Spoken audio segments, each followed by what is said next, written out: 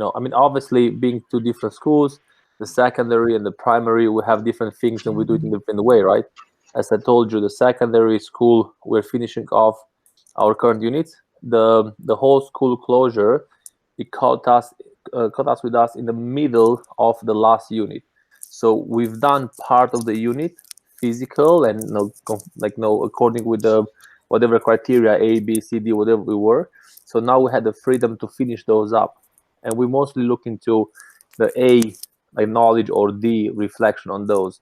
But after next week, we're done. So we're gonna have exactly 4 weeks before Eid break, and then 3 weeks after. So the 4 weeks we do a health, 2 weeks of first aid, and 2 weeks of health, where we for example, for first aid, we do a sort of responsibilities. What is first aid? What is the first aid responder should do? And then the kids have a Google slide, and then they fill in some data. We give them, okay, now it's a stroke situation. What do you do? So we'll give them the freedom to fill it in. And then the scenarios, I think we want to get them, because they're trapped in the house. I think we want to get them like work with their parents, and maybe, for example, fake a scenario of a heart attack. Okay, what do you do? So then, I don't know, maybe the dad or maybe the mom, it becomes has an issue where has a heart attack. All right, and then the the sibling is filming, and then they create that scenario where someone is in trouble. And then for health, we have different topics. From menstruation to hygiene, all the way to diets, carbohydrates, and so on. And then we have few more weeks in June, but those weeks we're going to set up some physical challenges, like for, as I told you, for example, okay, let's have a Tabata workout. This is the principle of Tabata. Now, how do we do that? And then the kids are doing it and send us a video, or a yoga routine. And this is applicable for grades 6 to 10. All right. But now the primary one, it's a bit different. The primary one, we're doing 2 videos a week, 2 short videos with spontaneous activities, and then we send them through Seesaw. The kids see the video and they respond back with photos or videos of themselves doing it. That's kind of like how it works. I have no idea how the end of the year reporting going to look like for primary. Secondary is pretty straightforward. You're on mute, Jaka. You're on mute. Yeah. Yes, correct. The kids stuck at home, so to be honest, they face so many challenges. Like limited space, I mean, and then not just the what space. you said was correct for us. And as a teacher, Dan, how do you share with the kids to motivate them how to keep doing it? Because to be honest, in Jakarta, they very lack motivation to do some activity. Well, it's not just in How Jakarta. It's not in Jakarta. No, not just there, Jaka. It's I think it's a global thing. Depends of their space, and also depends of their current. I mean, we're facing families that are losing income. They're losing people die around them, so it's a bit tough. But I think the physical movement, it's kind of like taking us like a back step for them, but it doesn't mean. So for secondary, we do a blended communication where we do emails, but we meet with the class once a week through Google Meet. We do a one-time, everybody checks in, and then I explain the task. We have a Q&A session, so that's the time when I can check with the kids. Then the kids have the option to make an appointment with me via Google Calendar. I have office hours, so they can say, oh, listen, I want a bit more clarity on this task. Plus email is 24/7, right? And that's kind of how it works. Now, in primary, the homeroom teachers are reaching out to the kids. I think it also depends on, I mean, majority are following and are doing stuff because, I mean, there's nothing else they can do, right? But, you can imagine they're very happy to see our faces and then just gonna do some stuff. If we just see each other, they're already very happy to us right now. No matter how the lesson works, but because this is very I mean, I wouldn't call it. Right now. lesson because we don't have control right now. At the end of the Yeah. day, we just I think the most important now, because we're in week 2, right, of doing this. So I think the most important part now is to have a sense of communication with them, so then they Correct. kind of know we're there for them. And some of them, like some of older students reach out to Mariana for personalized training, workouts and stuff like that. But now I think that we pushing some information but not expecting much, it's the way to see it, because it's very hard now to be very, very strict in these conditions, right?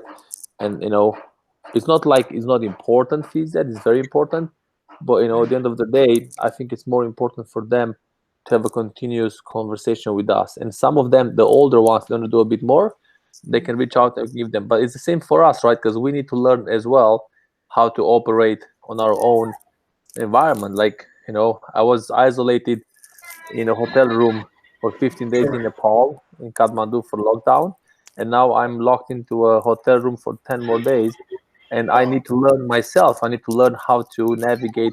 So I think the biggest challenge for them is to have that day kind of like structured. Okay, this is the time to study, this is the time to work out, time to play. Them finding the balance, and I think that's the big challenge. Thanks, Dan. But as you know, then for the next one, this is end of school year. How do you do assessment for them, or you're not doing assessment then?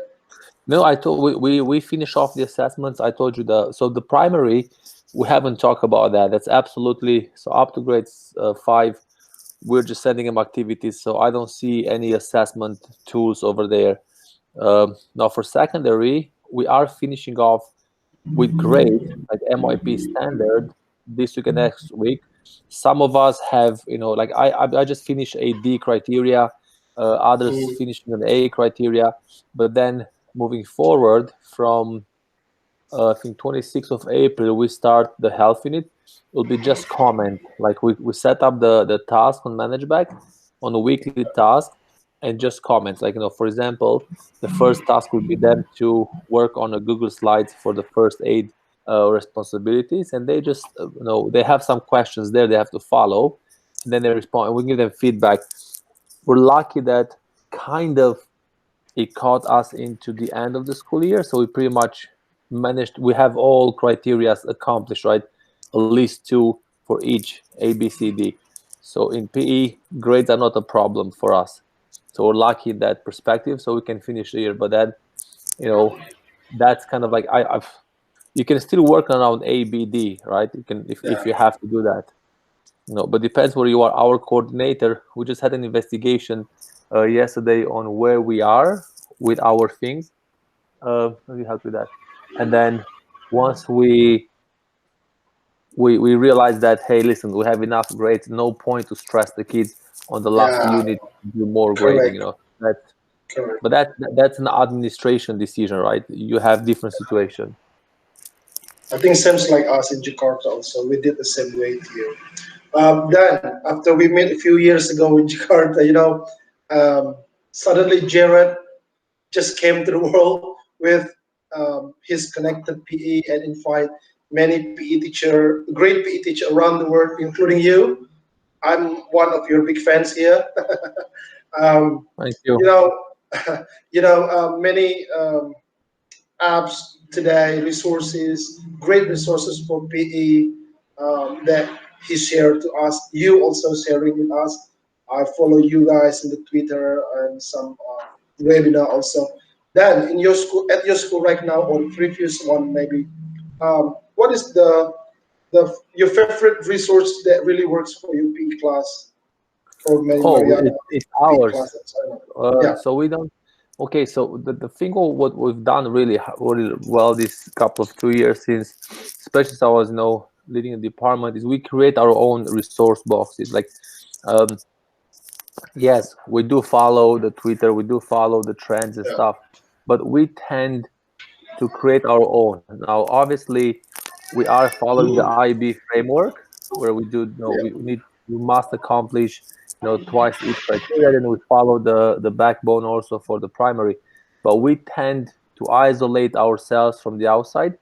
and do what is working for our kids. So, for example, in middle school and a high school, we separated the unit into the 5 categories that we look for, like the HRF, health related fitness, aquatics, aesthetics, interpersonal skills, and skill development. And then we try to bring things from different kind of resources, books, and stuff. But we have a drive. We make the big folder with our own variation of what we do. Of course, we read special, specialties that put on stuff like Shane Peel, for example. But Yeah, sometimes it's this. You see something on on YouTube, and it's like, oh wow, look at this game tic tac toe, but it isn't applicable to us. So we tend to isolate to what's happening in the big picture to what we need with our kids. So that's our go-to, and of course we use classical books like Pangrazzi, for example, that he wrote, both dynamic PE for primary and yeah, dynamic PE for secondary. You can find there's all kind of special books on different sports, but we kind of try to go away from sports. uh, for example, I do a roles and responsibilities unit on netball rather than basketball. Nobody plays netball, right? Or yep, using yep. frisbee, We play using, netball here. yeah, that's kind of what we do. Oh, that's a great one. So your role now, right, is PE coordinator or middle school Yeah, PE? so I'm K12. I mean, it's called K12 department head. So pretty much, I do teach both PYP and MYP, and I'm responsible for both programs to make sure that kind of like, so I'm in between, I kind of like have conversations with the coordinators. I'm in between the coordinators and the team, and then I have conversations with the principals and the director for the big vision. All right, done. After we don't know when this condition No, will nobody knows. finish or over. Nobody know. But in other side, not just about PE. What do you see the positive opportunity for the kids or for the teacher to see? Because now is life is changing. Teaching is not face to face, through the Yeah. camera, through the video call. What is that? Yeah, everything we do online. So what is the positive opportunity or other that you can see from this condition? Well, I do. So for starters, I do believe that um, once we go back to a sense, I mean, it's never going to be the normal that we know, but we're not going to go back into school instructions. And I think the biggest thing is that we need to learn to live with this. And when someone gets sick and has a flu, just don't come to school, for example. End of story, because we don't know what kind of flu it is. But I think the kids will appreciate a bit more, and also imagine that now we have this opportunity to have this um, distance learning online, so kids have Yes. no touch us. I know 50 years ago, 100 years ago, we would have not have that, right? We would have been Yep. probably not seeing each other for a year and then seeing again. So I think it's a great opportunity to keep in touch. And once we go back, I think at least the first couple of weeks or months, it will be a much the appreciation of being there physically, it will be a large, like really kind of like much higher than before, because it was something normal. It was a routine. Oh, I'm going to lesson. Oh, I'm going to see Mr. Dan. Oh, I'm going to do that. But now we see that as a privilege, right? So Yep. I see ourselves maybe being a bit nicer to each other, kind of like, and we will appreciate more being on campus for sure. All right. I think that's all then so far. Glad to see you Likewise, Dragon, and take say care. And look, listen, don't over.